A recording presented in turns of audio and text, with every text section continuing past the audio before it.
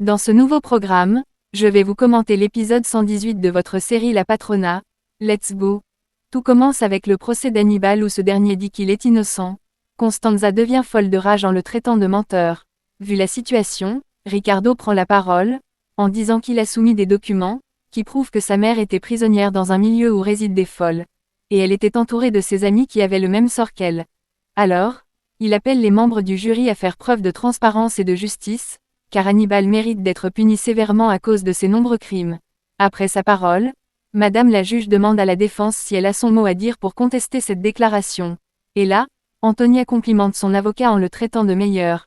Puis elle lui dit de convaincre tous ses inconscients que Hannibal était juste une victime, et non le monstre dont tout le monde s'imagine en ce moment. L'avocat s'en va faire sa part de boulot. À l'instant, González arrive et prévient le commissaire Balmaceda que Lucas s'est réveillé. Gabriela entend les deux chuchoter, et décide d'aller en savoir plus sur leur discussion. Elle arrive, et dit au commissaire qu'elle a entendu dire que Lucas s'est réveillé. Elle désire lui parler rien que pour 5 minutes. Elle a des choses à lui dire, afin que Lucas puisse avouer ce qu'il cache. À force d'insister, Balmaceda finit par accepter sa demande, et lui dit de venir avec lui dans la chambre de Lucas. Une fois à l'hôpital, Gabriela demande au docteur si Lucas a une chance de survivre.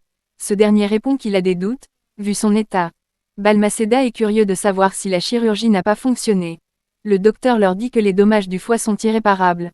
Donc, il y a très peu de chance pour lui. Il est hors du coma, mais souffre d'une insuffisance hépatique. Et pour être honnête, il ne passera pas toute la journée d'aujourd'hui. Et là, Balmaceda dit qu'il y a plus de temps à perdre. Il doit interroger Lucas maintenant. Par la suite, Gabriela entre dans sa chambre. Ce dernier le voit, et lui dit qu'elle est la seule personne qui est venue le voir après son coma. Mais il se sent seul, avec beaucoup de peur. Il n'a aucun parent, ni tuteur, il est seul au monde. Gabriela lui dit qu'elle le comprend, et ça lui fait de la peine de le voir dans cet état. Lucas est curieux de savoir pourquoi elle vient le voir dans cet état. Est-ce que c'est un signe pour lui dire qu'il va mourir, demande-t-il. Gabriela lui fait comprendre qu'il est dans une mauvaise posture. Le plus probable c'est qu'il ne durera pas longtemps dans ce monde, ses minutes sont comptées. Et là, Lucas sent qu'il n'a plus aucune chance. Et le plus blessant, c'est qu'il n'a personne qui va pleurer son deuil. Puis, il demande à Véronica si elle est venue pour célébrer son deuil. Cette dernière dit qu'elle ne pense pas ainsi. Par contre, il doit être très attentif à la mort. Tôt ou tard, chacun fera face à la mort. Et elle n'aurait jamais souhaité une telle chose pour lui. La haine ne conduit nulle part. Et donc, elle ne souhaiterait jamais la mort ni à ses proches, ni à ses ennemis. Gabriela s'adresse à Lucas de manière sincère, avec des larmes aux yeux. Elle est attristée de voir ce pauvre jeune homme mourir à son jeune âge. Du côté du procès, le docteur Aguirre est amené devant la justice, et jure sur la Bible de dire la vérité, et rien que la vérité. Ensuite, Ricardo commence son interrogatoire. Elle demande au docteur Aguirre si elle connaît cette femme ici présente. Cette dernière dit oui. Elle s'appelait Constanza Goldstein quand elle était venue dans son centre. Son mari le sénateur l'a amenée dans son hôpital. Et tous les deux l'ont amenée dans la salle des oubliés pour la torturer. En échange, le sénateur lui faisait parvenir de l'argent chaque mois pour ce travail. Hannibal prend la parole sans permission pour contester les propos de cette femme. Elle est une malade mentale. D'ailleurs, ils n'ont qu'à faire le constat par ses faits et gestes quand elle parle. Mais le juge dit de rester calme. Pendant ce temps, le docteur Aguirre continue son délire en disant à Constanza de se rendre à nouveau dans la salle des oubliés. En le faisant, cela confirme tout ce qu'elle disait. Mais l'avocat d'Hannibal demande à ce que le témoignage de cette femme soit supprimé. Le jury décide ainsi de supprimer son témoignage, et de ne prendre en compte ce qu'elle a dit. Constanza de son côté désespère, car ce témoignage pourrait leur sauver. De son côté, Lucas remercie Véronica de se montrer affectueux envers lui. Par contre, il ne comprend pas pourquoi elle veut son bien à ce point. Cette dernière lui dit qu'elle le connaît depuis, car elle l'a vu grandir. En fait, elle n'est pas Véronica Dantès. Elle est une personne qu'il connaît très bien. Et là, Lucas devient nerveux. Cette dernière lui dit qu'elle est Gabriela Suarez. Lucas reste bouche bée. Cette nouvelle qu'il apprend est surprenante. Puis, il dit qu'il n'y croit pas, car Gabriela est morte et enterrée. Cette dernière dit qu'elle n'est pas morte. Elle est venue pour se venger contre ses ennemis. Lucas commence à supplier Gabriela de l'épargner, car il reconnaît avoir attaqué David. Gabriela lui dit qu'elle n'est pas là pour ça, par contre, elle est venue lui faciliter les choses. Elle compte lui raconter toute la vérité, même si aujourd'hui, c'est peut-être son dernier jour sur Terre. Et là, Lucas ressent de la peur, il ne s'imaginait pas mourir si vite. Gabriella lui dit qu'il a reçu un coup de couteau qui a touché son foie. Mais les médecins ne laisseront pas tomber l'affaire si facilement. Lucas commence à regretter ses erreurs. Il avoue avoir fait du mal à plusieurs personnes. En particulier Cecilia. Maintenant il regrette et c'est trop tard. C'est son père qui ne cessait de le monter contre eux. Lucas est attristé, au point où Gabriella ne peut s'empêcher de verser des larmes pour lui.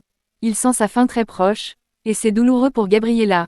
Ensuite, elle supplie Lucas de tout avouer, afin de venger tous ceux qui sont responsables de tous les crimes de cette ville.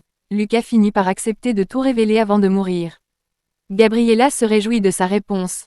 Puis, elle fait venir le commissaire, afin que ce dernier entende toute la vérité de ses propres oreilles. Ce dernier commence par demander qui est cette personne qui l'a poignardé de cette façon.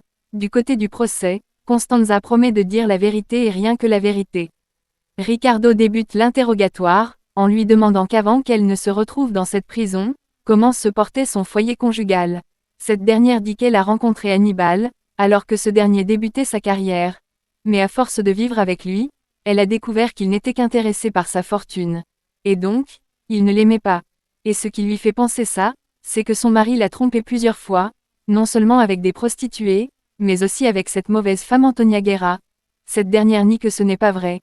Elle continue en disant qu'un jour, elle a surpris son mari dans leur lit conjugal avec Antonia Guerra. Depuis ce jour, sa vie est passée du côté obscur. Et pour couronner le tour, Hannibal avait déjà consommé la moitié de ses biens, et il voulait une autre part. Voilà pourquoi elle a décidé de divorcer. Cependant, Hannibal a commencé à la frapper et l'insulter parce qu'elle voulait se séparer de lui, et là, Ricardo veut savoir pourquoi n'avoir pas dénoncé depuis le début. Cette dernière dit qu'il se servait de lui son propre fils comme arme contre elle, il le menaçait, et disait constamment qu'il n'est qu'un petit vaurien. Et pourquoi Alejandro était un fils bien élevé. Et souvent, il préférait cet Alejandro que Ricardo son propre fils. Voilà pourquoi quand elle s'est sentie en danger, elle a décidé de tout noter les délits de son père sur une lettre, afin de lui faire parvenir cela. En voyant ces documents, Hannibal ressent de la peur. Ricardo a toutes les preuves contre lui désormais. Patricia de son côté a mal pour son mari, qui a à ses côtés un père irresponsable. De leur côté, Gabriella et Rodrigo demandent à Lucas de tout avouer maintenant. Ce dernier dit que c'est David qui l'a mis dans cet état. Mais Gabriella le supplie de tout avouer. Il ne gagnera rien à mentir. Par la suite, Lucas finit par avouer que c'est Macario. Balmaceda lui demande pourquoi il aurait fait s'ils sont amis. Lucas dit qu'il l'a fait, parce que c'est lui qui a tué son cousin Chopo. Rodrigo est surpris, et lui demande pourquoi il l'a fait. Il doit tout dire maintenant. Avec cette pression, Lucas perd à nouveau conscience. Et ce n'est pas du tout bon signe pour Gabriella et David. Du côté du procès, Constanza avoue qu'Hannibal payait le docteur Aguirre pour qu'elle la torture tous les jours, afin qu'elle dise où elle gardait ses documents de propriété. On lui infligeait des traitements inhumains pour qu'elle parle. Des vaccins dont la dose est celle que même les animaux ne pourraient pas supporter. Elle subissait un traitement terrible dans ce lieu. Mais comme elle refusait de parler, on rendait son traitement encore plus difficile. Notamment avec les électrochocs. Ces décharges électriques qui la rendaient folle. Elle vivait un terrible cauchemar dans ce lieu. Et même, elle utilisait Gabriella pour qu'elle avoue où sont ses documents. De son côté, Rodrigo dit à Gabriella qu'elle peut payer la caution afin de libérer David. Cette dernière ressent une joie immense. Pendant ce temps, González et ses hommes sont dans la propriété pour arrêter Macario. À cause de son crime, il doit payer.